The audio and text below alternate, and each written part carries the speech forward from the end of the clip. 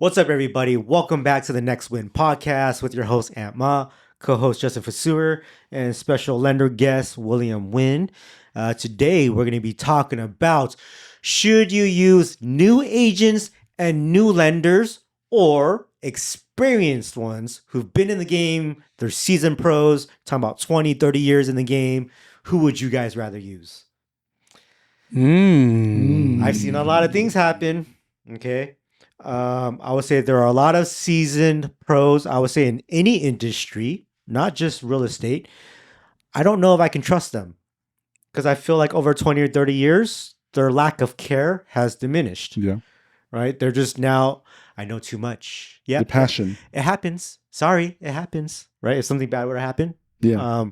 So, when you get someone who's new that knows what they're doing, key. Okay. Yep. There's new people that know what they're doing, and there's new people that don't know what they're doing. So what's considered new? New is like me and William, right? So 2020, I was brand new. Why would you want to use me in 2020 when I knew nothing at the time? I had a little experience in real estate because I was doing escrow since I was 18, but never an agent, right?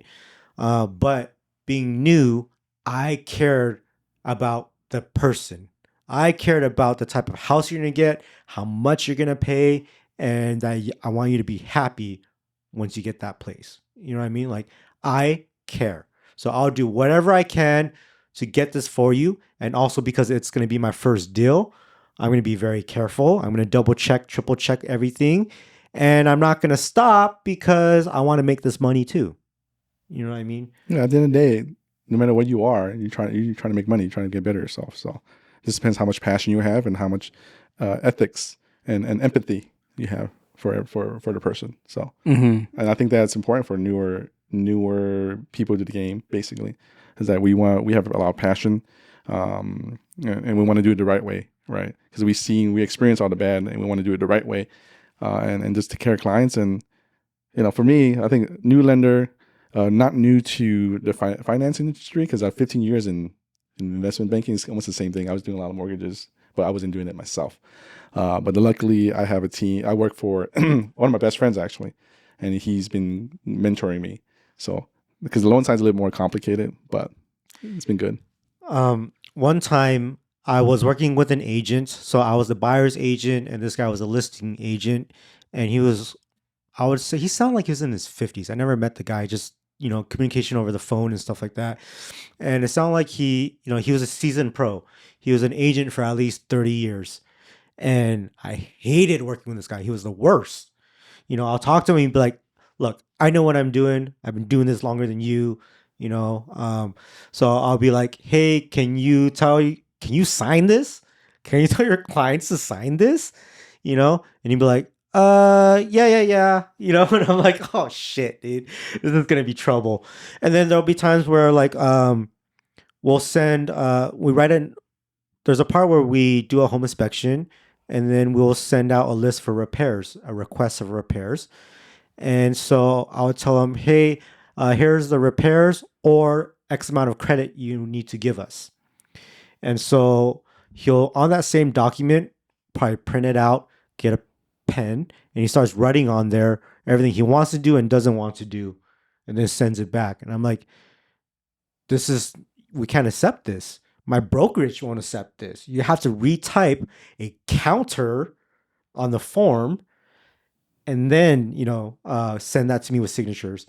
So it's like they try to beat around the bushes, cut through everything, and it's horrible, man. Like they forget what the law is and the codes are. Yeah. That you get lazy. You just can't trust it. Yeah. They're like, it's fine. People do this all the time. Yeah. It's like, no. Things have changed. I'm gonna get fired if you keep doing this, man. So yeah, that's crazy. That's why I just find it like I don't want to work with anybody who's a seasoned pro in any industry. And again, I think with the last episode or last time we talked about, like, it doesn't matter if they're in for 20 years. It's how many transactions they've done, basically. Yeah. Yeah. So, and then the more transactions, the more experienced you are because you run into all the type of different problems. Like we learned a lot because we had some difficult files, but we made it through and we learned and it was just better for us. It's like this example. Everyone knows who this entertainment agent is Lou Diamond, Lou something, who was NSYNC, Backstreet Boy, Britney Spears agent, right? This No. guy's seasoned pro, Mhm. and he's their agent, and like pretty much if you know him, he's gonna pump out pop groups, right? But now, like 20 years later, you still want to call that guy if you're an up and coming artist, or are you gonna hit up, I don't know, like Rock Nation, Jay-Z's group. Mm-hmm. Or someone's like up with the technology and all. Like it's Right. a lot of changes. Like up with the changes and in with it. Yeah. So when you mention like you'll do whatever you can to help your client, what exactly does that mean? That means not afraid to ask the other party for things for the client. So, for example, I think I explained this in another episode. It was we went to go look at a new build, right? And the homes are going for 830,000, and so people would usually say, "Cool, that's a great deal. Let's sign the contract." But I say, "Hey, is there any wiggle room here where we can lower it?" And they're like, "Yeah, there is wiggle room. What are you thinking?" I'm like, I'm not sure. It's over their budget. It's like their max. I'm thinking about under 800. What can you do? And then the salesperson will say, "You know what? To be honest, I think we can do about 80K off." I'm like, "Oh shit. I was thinking like 50K." You know what I mean? So I really like try to help the client. Like the client's not even asking for this. You know what I mean? And also I'm losing money by doing this because I get less commission. Mm-hmm. So I'm really just trying to give you a better life, and be happy with what you have. So Mm-hmm. that's what I mean by like really taking care of my clients and doing more than what they're even thinking about. Yeah. Like actually considering the client and not just yourself. Like how much is this person going to pay me? All right. How much is this loan going to pay me? How much is this closed escrow going to pay me? It's like, is the client going to be okay with it? Are we doing the right thing? Type of thing. So There's so many agents, especially seasoned agents, where they're not going to say anything about price. They're going to keep their mouth shut and try to get max. yeah. They're like, "Hey, I think you should overbid by this amount." You know what I mean? Like right now in LA, you got to overbid anyways. But in a market where you don't have to overbid, it's like there's a lot of people that just push for higher sales. I see. Yeah, that's crazy. So I think that's the difference too, because out in LA, the broker that I work with, it's not a big company. It's just another me and a buddy. My buddy is a broker, and he's been in China since COVID, you know? So it's just me kind of running everything by myself. So it's like, maybe I don't have a boss that's always like pushing sales to me. Mm-hmm. It's our own business, basically. Yeah. Mm-hmm. Quality control. Yeah. All right, Justin. So hearing all this, I mean, maybe even prior to this, would you have picked a experienced seasoned pro over someone who doesn't know what they're doing? I feel like I see what you guys are saying because I see it in like the film industry too, Yeah. where it's like you got all these old heads that say they know everything about whatever, but they don't really know about the new equipment that just came out.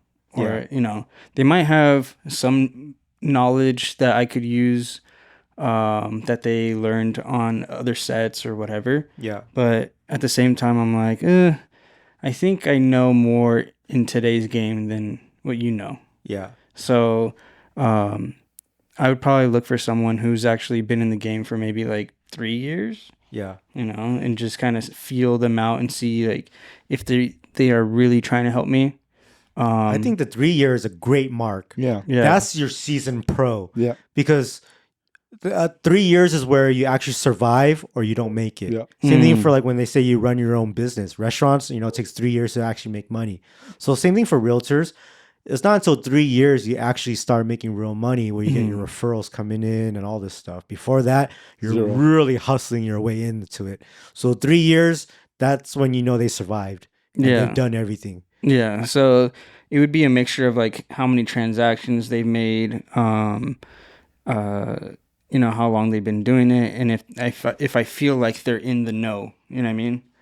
And so that's kind of what I would look at. So here's this question. How would you know to pick between a new agent like me who kind of cares and knows a little bit about real estate, and some new agent who's like 21, still lives with their mom and dad, never had a sale yet.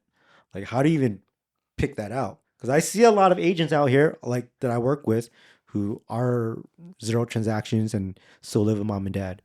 Yeah, I think if I could have, I don't want to say I know a lot about real estate, but I feel like I know enough to kind of understand a few things. Yeah. And if I feel like I know more than them, Yeah. I'm like, okay. Yeah, that's smart.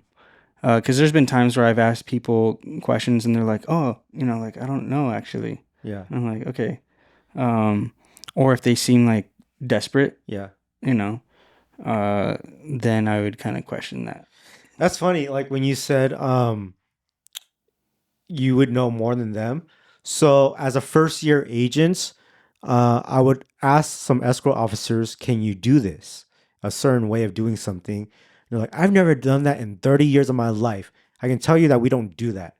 I'm like, I bet you can do this. And I'll Google it. I got to send them screenshots and they're like, oh, well, thank you for this.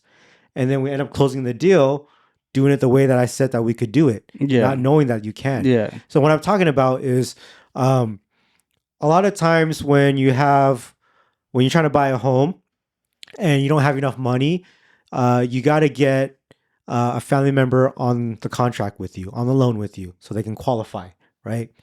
And then a lot of times that person who's helping you, they don't actually want to be on the home because they don't want they just don't want the responsibility, right? So you can actually buy the home with them on the loan and not have them on title for the house. Oh, okay. Usually when you're on the loan, you're on title. Mm-hmm. So when I speak to these 30-year-old seasoned escrow officers, they're like, no, you cannot do that. I'm like, trust. I know you can do this. And I only know because like family has done that. So I see a firsthand experience. But it's like, it's just crazy how many 50-year-old ladies I had to prove myself to tell them for the very first time this is something new to them. Yeah. Mm-hmm. So it's just, I don't know. I just don't trust old people. That's all. Well, that's gonna be us one day. Yeah, that's gonna be us one day, and then Yeah. we're gonna have to change it up. Yeah, I mean, I would trust old people if they're like in the know. Yeah, like, that you know makes what I mean? sense. Because Their I experience and in the know. And because I've met some older people that I'm like, dang, you feel like I'm talking to like my age, Yep. Just they know about the new trends. They're wearing like cool shoes or whatever. Yeah. And then you have other old people that, they don't know anything. Yeah. They don't even know how to work a freaking email or like a iPhone, You know what's so funny? when computers first came out, my dad was one of those guys that had to always buy the new computer. Yeah. The Windows 30, Windows 3, or 32. Windows, you know what I'm talking about? Windows what? There's a lot of Windows. No, the very like the first last ones. Like the 2.0, 3.0. I think it was like Windows Windows 30 7 or something. No. It was before 07. It was before your time. I was in elementary school when the Windows came out. It was when Windows XP and just stuff. 2.0 and then 3.0 and then it started going to XPs and stuff. Oh, it was way before 2.0s and 3.0s. But there was no maybe it was 37. 3.0. Yeah. But it's way before 07s and all that. So this was like when they had the Macintosh, and you're playing Oregon Trail and playing things like that. And so, okay, well, anyways, my dad would always have to, he's like, I got the new floppy disk and all this stuff. I know how to install it. So he knows how to install the programs. He knows how to install Windows, remove Windows, put in the new Windows, all that stuff, right, on his PC. And now he's like, how do I use my phone? Yeah. How do I use a computer? I'm like, what? You're the one who taught me how to use a computer. What are you talking about? Yeah. Like, what are these memory cards and stuff? I'm like, damn, dude. You used to be high tech. Yeah. What happened? That's kind of how my dad is too. But was he high tech before? Yeah, he was pretty high tech. See? I mean, he's like in the know, but like the last few years, I can see how things are starting to slow down a little bit. How does that happen? I don't know. Is that going to happen to us? No, we won't, because we're going to stay in the know. I'm just Check back like, with us in sometimes 20 I'm years. looking at him like, are you playing with me? Because like you were all about this technology That's stuff, what I'm saying. But My dad would be like, "Oh, how do you make this bigger?" I'm like, "What?" yeah, Like, dude, like you say, s- I can't even uninstall Windows on my computer, bro. yeah, yeah. My dad was asking me a question about AirDrop the other day, and I was like, "What? You don't understand how AirDrop works? This is crazy." Yeah, yeah. It's hard for me to. My dad would be like, "What restaurant are we going to?" And I'll share the Yelp with him, and he'd be like, "Send me the address."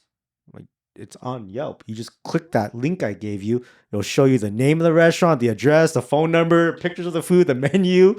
Like, what the hell?" Yeah, So it's just crazy. But we just got to keep up with the time so we don't become like that. I know, dude. All right, I'm gonna hold you guys accountable for it. All right, All if we right, get done. become one of those old farts, I don't know you anymore. Uh, All right, guys. I hope you enjoyed this video. It was pretty funny. Comment down below what you liked about it and what else you want us to talk about on the Next Win podcast. So until next time, next win, next win.